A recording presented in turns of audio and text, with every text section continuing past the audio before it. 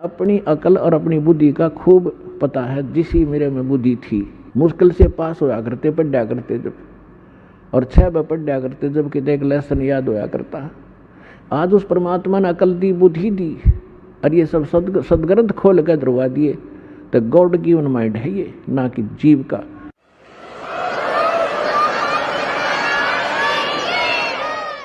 और ठीक इसी प्रकार ये जो कुछ भी आज आप ये जिसको वैज्ञानिक तरक्की मान रहे हो, ये गॉड कबीर गिवन है आपके लिए, अपनी प्यारी आत्माओं को अपनी महिमा और अपनी जानकारी, अपनी पहचान बताने के लिए, कि ताकि ये मुझे समदरिया से पीछा छुटवावें।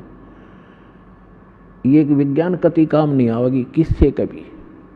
और दूसरी कृपा की दाता ने विज्ञान दी, डॉक्टरों को बुद्धि दी, अच्छी दवाइयाँ खोज ली। आप पहले हम देखा करते, हमारे पूर्वज और हम भी जब छोटे छोटे थे, इतनी औषधि थी नहीं, सिर में दर्द हो जाता, कपड़ा बांध के 3-3 दिन पड़े रहा करते, काम भी ना कर सके थे। और अब लेकर टेबलेट 10 मिनट में अपना काम करो। तो आज अगर वही स्थिति होती, शरीर में कष्ट हो जाता, तो भक्ति भी नहीं कर सकते आप। तो आज ऐसी मेडिसिन जो दी है, ये परमात्मा गॉड गिवन है, कबीर साहब ने दी है। और एक टेबलेट ली और अपना भजन करो और काम करो। तो इसी जब 600 वर्ष पहले परमात्मा आए थे, एक दिन में वहाँ झोपड़ी में कपड़ा भी बुन रहे होते थे, और 1-1 हजार जगह जाकर प्रकट हो जाते थे, और सब जगह जा करके अपना ज्ञान सुनाया करते थे। वही ज्ञान एक जगह बोलते थे, सब जगह अन्य रूपों में भी वही ज्ञान एक जैसा सब जगह बोला जाता था। जैसे आजकल टीवी से, चैनल से यहाँ बोला जा रहा है, आप विश्व में कहीं भी देख और सुन सकते हैं। तो उसमें परमात्मा ऐसी लीला करते थे। जैसे आजकल तो कोई, जैसे आज यदि कोई ये करता है, परमात्मा आज करते ये लीला, तो आज वह बात बना नहीं हो। क्योंकि आज तो 1 मिनट में पता लग जाए महाराज जी वहाँ सत्संग कर रहे थे, दूसरा को यहाँ भी कर रहे हैं, तीसरा को वहाँ भी कर रहे हैं। तो ये एक सृष्टि क्रम में खलबली मच जाती, और जादूगर कहने लग जाएंगे फिर जादूगर है तो। और उस समय कोई जाना नहीं था 10 किलोमीटर दूर के हो रहा है, 5 किलोमीटर 1 हफ्ते में पता लग गया करता। वहाँ एक कोई भगत आया था, कोई संत भगत सत्संग कर रहा था।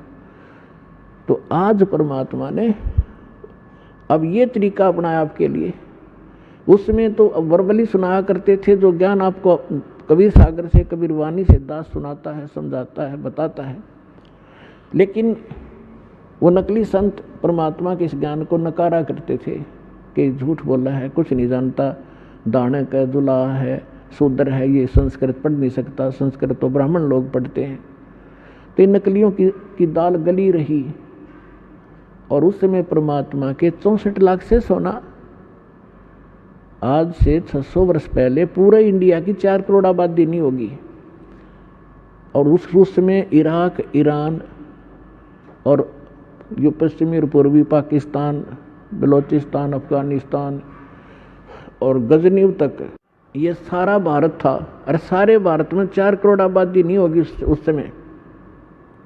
और उस समय 64 लाख से सो जाना एक दानक जो लाए के, क्या वो मानुष था या कि कवि था? वो समर्थ शक्ति थे, वो कबीर भगवान थे। तो उस समय परमात्मा ने ज्ञान यही दिया, लेकिन ज्ञान कम, हम समाधान ज़्यादा चाहते रहे। तो जो भी परमेश्वर के आता था शरण में, कबीर साहिब के में, तो उसी को सुख होता था, क्योंकि ये परमात्मा है, ये हमारा पिता है, और ये हमारे दुख को देख नहीं सकता और समर्थ है। अब जैसे कोई बालक है, बच्चा है, और किसी भी कारण से उसने कर्जा सिर पर कर लिया, और पिता के पास सामर्थ्य है, और वो पिता के पास आता है, पिताजी ऐसे ऐसे हो गया, तो वो कहेगा बेटा आगे गलती नहीं करेगा, ले ये तेरा कर्जा मैं तार देता हूँ। तो वो आगे ठीक चला तो वो बात बनेगी। तो इसी प्रकार ये समर्थ परमात्मा है। जो भी परमेश्वर की शरण में आते थे सब सुखी हो जाते थे। ऐसे 64 लाख शिष्य बन गए। और कारण क्या रहा कि हमने उस परमात्मा को परमात्मा नहीं माना, हमने ज्ञान आधार नहीं किया, समाधान को आधार किया, और जब सुख होते चले गए फिर वो बकवाद हमारे मन में फिर घर कर गई, जिस कारण से हम 64 लाख के 64 लाख यहीं फिर भटकते रह गए, पार नहीं हो पाए। नहीं तो उसमें पार कर सकते थे। उसका कारण ये रहा, कबीर साहब ने कहा है कि ज्ञान संपूर्ण हुआ नहीं और हृदय नहीं छिदावे, और देखा देखी भक्ति का यो रंग नहीं ठहरावे। जब तक आपको ज्ञान संपूर्ण नहीं होगा तब तक आप इस भक्ति मार्ग पर स्थिर नहीं हो सकते। आप डगमग हो जाओगे। कोई भी बीच में आकर आपको भ्रमित कर देगा, नहीं आप इधर गलत जा रहे हो, अब इधर चलो, आपकी दिशा आपको दिग्भ्रष्ट कर देगा। तो फिर पता नहीं, अब जाना था पूर्व में और चला दिया, भेज दिया उत्तर में, तो बहुत दूर चले जाओगे। ऐसे हम भटकते रहे। तो अब परमात्मा ने ये ज्ञान इसलिए आपके लिए तैयार किया है, पहले आपको शिक्षित किया। पुण्यात्माओं, जो दास वचन कह रहा है इसमें बहुत वजन है और सत्य से परिपूर्ण है। आज से 50-100 वर्ष पहले आप पिछला इतिहास देखो, लाखों वर्ष चले गए इस सृष्टि को, इस चतुर्युग में। कोई भी अपने जो आम नागरिक शिक्षा नहीं, अपनी नेक नीति से कमाई करके अपना परिवार पोषण ही करता था। एक वर्ग को ब्राह्मण वर्ग को एक विशेष वो ड्यूटी सौंपी गई थी कि आप सदग्रंथों को पढ़ो, शिक्षा ग्रहण करो और फिर हमें बताओ। तो आम व्यक्ति को वो खुद जैसा भी सदग्रंथों को पढ़ते सुनते समझते थे, आम व्यक्ति को बताया करते थे। वैसे थोड़ी बहुत शिक्षा होती थी, लेकिन उसके लिए एक सिंपल सा ही ज्ञान आधार बनाया जाता था। ये आजकल की जो शिक्षा नहीं थी। तो आप देख रहे हो कि हमारे दादे परदादे 7 पीढ़ी का, तो मुझे याद है कि कोई भी अक्षर ज्ञान नहीं रखता था हमारी का, और सब सुखी थे, ठाठ से रहते थे, नेक नीति से रहते थे, कोई कष्ट नहीं आते थे, और ना इस तरह की माया की हवस थी जो आज लागी आग। तो परमात्मा ने इसलिए शिक्षित नहीं बनाया था कि यह बेईमान बना देती है। ये शिक्षा आपके अंदर अभिमान पैदा कर देती है। थोड़ा सा कोई पोस्ट प्राप्त कर लेता है, कोई अधिकारी बन जाता है, काख फूल जाती है उसकी, अरकल न द्रंग मार जा, पैरालाइसिस हो जा, मुंह मगमाखी बड़े और लकड़े, कहाँ गई वो बकवाद। तो जब तक जीव को अपने औकात का पता नहीं लगेगा, ये ठोकर पर ठोकर खाओगा। और सबसे बड़ा दुख और सबसे बड़ा बाधक भगवान के मार्ग में अभिमान होता है। तो इसलिए इस ज्ञान शिक्षा परमात्मा ने अब मजबूरन देनी पड़ी आपको, कि आपको चाहे कितने सुख दे देते यहाँ बरवाला स्थलों का आश्रम में, और आपको ज्ञान नहीं होता, आप फिर भी यहाँ से भाग जाते। अब पहले आपको ज्ञान से रंगा जाता, आपको इसलिए बुलाया जाता है कि आप रह कर यहाँ आए, और आपको यहाँ आने से बहुत लाभ होता है। आप जैसे आप सत्संग के लिए तैयारी करते हो, 4-5 दिन पहले तो अपने घर की सेटिंग करने लग जाते हो कि मैंने 2-3 दिन सत्संग में जाना है। तो वो भी आपके पुण्य शुरू हो गए, भगवान के लिए ही आपने किसी कोई भी सेटिंग की।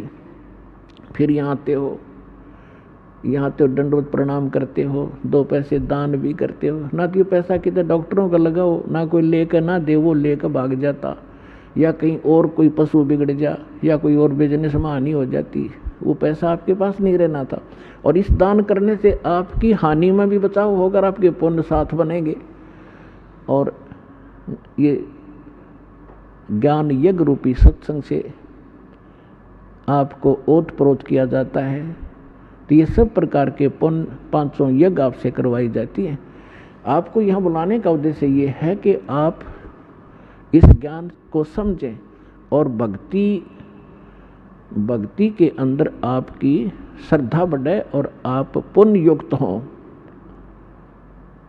आप यहाँ आते हो 3-4 दिन, जिस अभी जैस का दाव लगता है परमात्मा की दया से, तो यहाँ फिर आप सारी क्रियाएं करते हो। सुबह का नित्य नियम भी कर लेते हो, मंत्र भी करते हो, सेवा भी करवाते हो, आरती भी सुनते हो, रमैणी भी कर लेते हो, फिर प्रणाम करते हो रह कर, फिर अपने भाई बहनों से मिलते हो जिनको यहाँ सुख हुआ है, तो आपका दृढ़ता आती है आपको कि सचमुच मेरा भी काम बनेगा जब इनके साथ ऐसा सुख हुआ।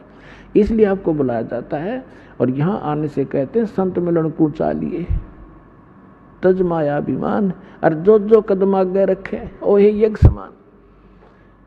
अब इस सतलोक आश्रम बरवाला में की तरफ आप जब भी रुझान बनाते हो वहीं से आपके पुण्य प्रारंभ हो जाते हैं।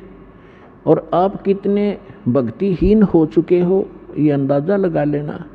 आजीवन आप यह भक्ति करते चलोगे तब जाकर के आप सतलोक जाने योग्य पुण्य युक्त हो पाओगे। तो आप कितने जब सतलोक से आए थे तब आप कितने पुण्यकर्मी प्राणी थे। इस काल के होटल में आकर आपने सारी पूंजी का नाश कर दिया, आप एक भिखारी बन गए।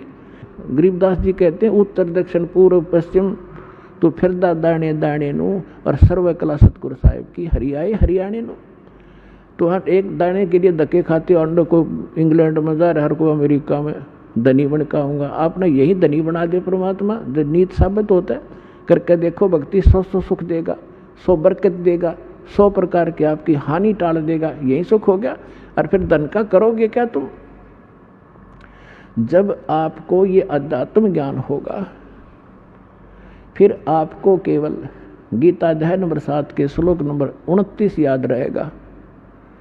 गीता ज्ञानदाता कहता है कि जो प्राणी मेरे इस ज्ञान को आश्रय रख करके तत्वदर्शी संत की खोज कर लेता है, जिसने तत्वदर्शी संत मिल गया, मेरे इस ज्ञान को आश्रय कर लिया, तो फिर वो जो व्यक्ति जरा और मरण से छूटने के लिए प्रयत्न करते हैं, इस संसार की किसी भी वस्तु की वो इच्छा नहीं रखते। जरा माने वृद्ध अवस्था का कष्ट और मरण माने मृत्यु।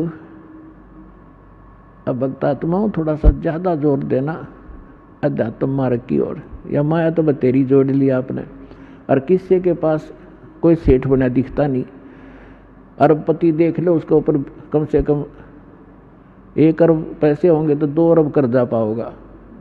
हमने नो दिखा 4 फैक्ट्री है इसके, लेकिन उसकी मेंटली हालत इतनी बुरी होती है, सपने में सुख नहीं उस मानस को। तो आपने ये इधर ज़्यादा ध्यान देना पड़ेगा भगवान की तरफ। इस मार्ग के ऊपर आपने आगे बढ़ना पड़ेगा। आप यहाँ क्या किसके लिए जोड़ा? परमात्मा कहते हैं सर्व सोने की लंका थी वह रावण से